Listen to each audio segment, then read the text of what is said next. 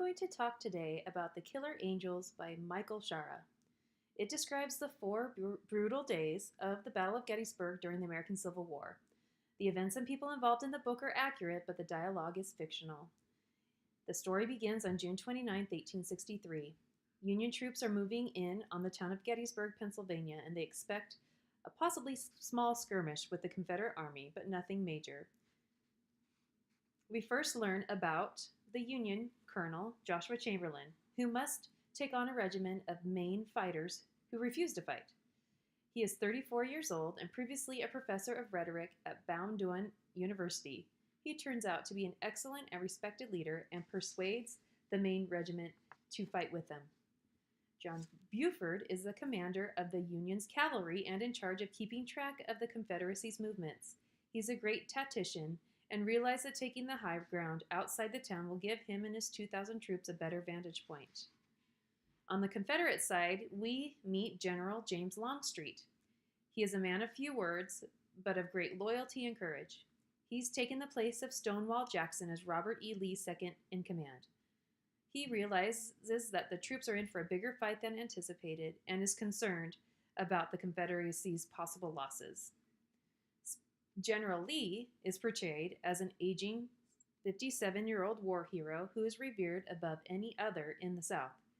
He is in poor health and he has frequent heart trouble. Lee realizes that General Stuart, the leader of the Confederate cavalry, has failed them. He was supposed to be keeping track of the Union's movements. He had been off joyriding the previous 2 days and missed the fact that huge numbers of Union troops were converging on Gettysburg.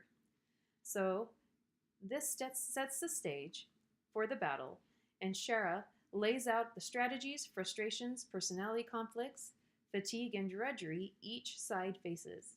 Each chapter describes the battle from the point of view of one of the leaders, either Union or Confederate.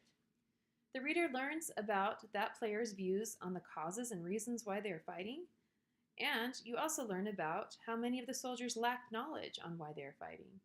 You also find out about their families, their homesickness, their thoughts about dying for their cause. Shara is also skilled at describing weaponry, uniforms, vehicles, horses, all the many tactical details that make a difference to the infantry on up to the officers during these crucial 4 days.